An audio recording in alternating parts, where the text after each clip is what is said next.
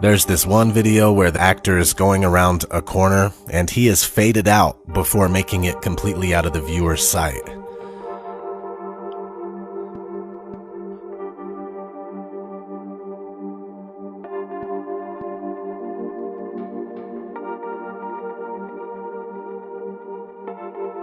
Let's not forget space bubbles.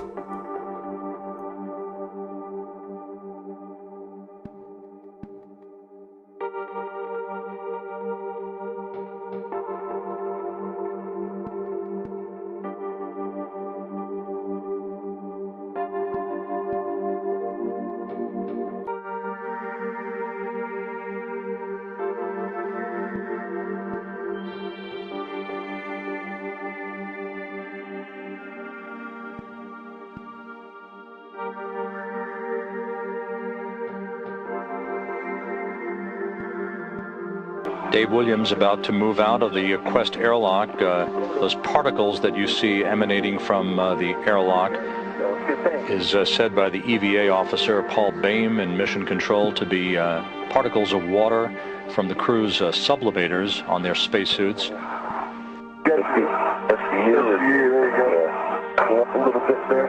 Okay.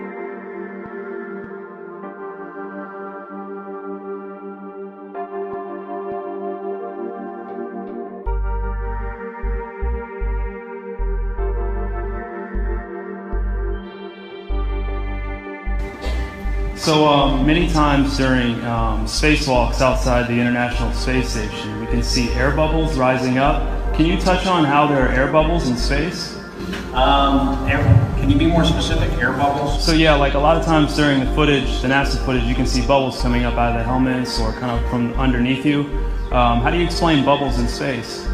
Yeah, I'm not sure exactly what you're talking about. Oh, and it just happens that actors train in an underwater tank.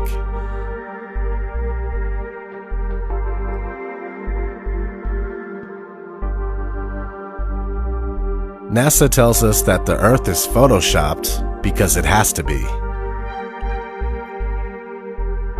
It is photoshopped, but it's has to be. Then There was another layer to sort of simulate the atmosphere. and then there's this little bright spot. It's called the specular highlight. So it's the reflection of sunlight off of water. Those are the pieces, but you can't just slap them all together. It just didn't look realistic. It looks kind of flat, or the clouds are sort of too see-through. So I just hit Command Z a lot. There's artistry to creating the world. What I imagine it to be. Unfortunately, I'm not an astronaut. I've never been to space.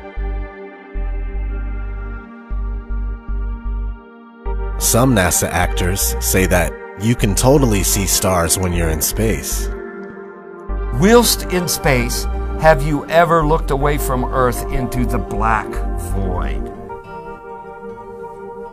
Yeah. All because the you can time. see. Yeah, because you can see the stars. Oh yeah. You know, and pretty much all the time you can see the stars. Yeah. It's not which a is the black cool void. thing. I mean, it's black, but there's all kinds of little polka dots. There's all the stars there, and the cool thing is about it, you can see it during the day. Yeah, you can, and there's more than stars. You can see planets.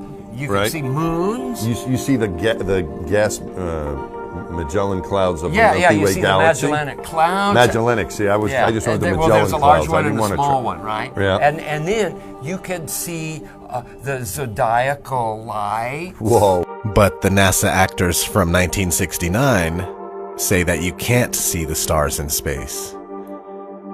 We were never able to see stars from the lunar surface or on the daylight side of the moon by eye without looking through the optics. I don't recall during the period of time that we were photographing the solar corona what stars we could see. I don't remember seeing any. You can see the stars. Oh yeah. You know, and pretty much all the time you can see the stars. I don't remember seeing any. NASA says that we can't leave low Earth orbit.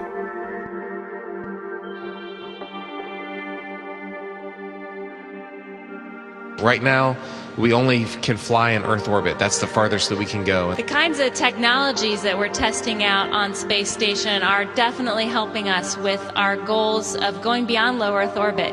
Early in the next decade, a set of crewed flights will test and prove the systems required for exploration beyond low Earth orbit. And this is really the beginning, I think, of human beings leaving low Earth orbit. One thing I really want your generation to embrace is that the Earth is a closed system. We cannot leave the Earth. One thing I really want your generation to embrace is that the Earth is a closed system. We cannot leave the Earth. NASA tells us that they lost the 1960s technology that took us to the moon. I'd go to the moon in a nanosecond. The problem is we don't have the technology to do that anymore. We used to, but we destroyed that technology, and it's a painful process to build it back again. The ultimate destination is Mars. So if you gave me all the money in the federal budget today, I could not get a human to Mars. I think that what you're doing is taking a shot in the dark. You have no way of knowing if any commercial entity will ever be able to put a man in orbit, no matter how much money you throw at them. What you're doing is you're taking NASA's manned space program and making it a faith-based initiative. I yield the rest of my time. NASA also says that they lost the telemetry data for the moon missions. I haven't seen anything that indicates the telemetry data is even in existence, and as I said, even if we had it, we don't have the machines to play it back. Unfortunately, I'm afraid I can't really give you much of a clue as to where this data ended up and whether it still exists or not.